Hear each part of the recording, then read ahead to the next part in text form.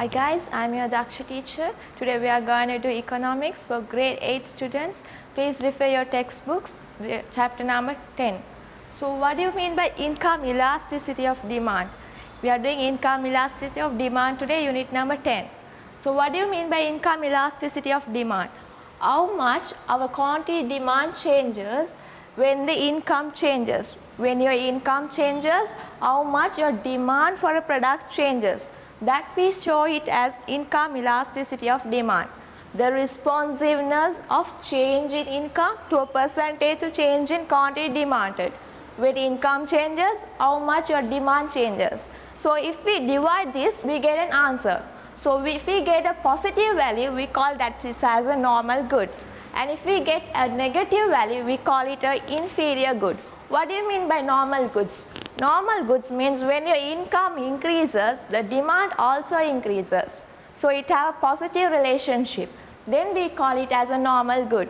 When your income increases, demand also increases, then it's a normal good. What do you mean by inferior goods? Inferior goods always have a negative answer. If you get an answer in minus value, we call it as an inferior goods. And what do you mean by that? Minus value. When your income increases, the demand for the product decreases. It have a negative relationship. So then if you get the answer which is less than plus 1 or minus 1, we call it as an inelastic demand. If you get the answer less than 1 or plus 1 or minus 1, we call it inelastic demand. If you get the answer greater than plus 1 or minus 1, we call it as elastic demand. And if you get an answer which is less than plus 1 or minus 1, we call it as a necessity or basic good. The requirements that we need for the survival. For an example, food, water, air, the price of those goods. So if those goods have an inelastic demand, the basic goods.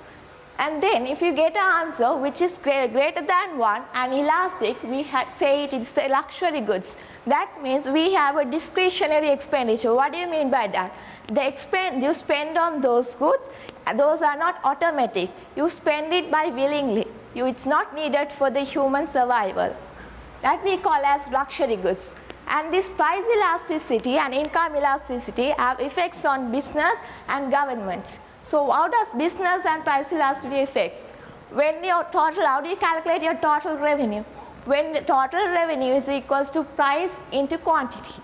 So when you have a price reduction and the product has an elastic demand, your total revenue will increase. When you have a price reduction and the demand for the product is elastic, your revenue will increase. This is how they influence the businesses. And also, the government also increases the effects of the PET. So how does government intervenes the price elasticity? They intervene to the indirect taxes and subsidies. What do you mean by indirect taxes? Those are the taxes on the goods and services. Indirect taxes are the taxes on the goods and services. Example, VAT. What do you mean by VAT? VAT is a value added tax. So if they say direct tax, that means they are imposing on the income of the people. For an example, pay tax. What do you mean by pay tax? It's pay as you earn basis. So indirect tax, and then we have subsidies.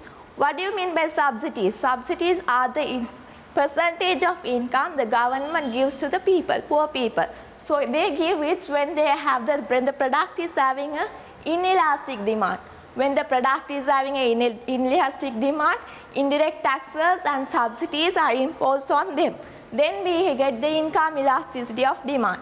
So income elasticity have two products, normal goods and inferior goods. And we get the value as positive and the negative. If we get it less than 1, it's inelastic. If it is get it more than 1, we call it elastic. And based on that elasticity, if it is inelastic, it's a necessary good.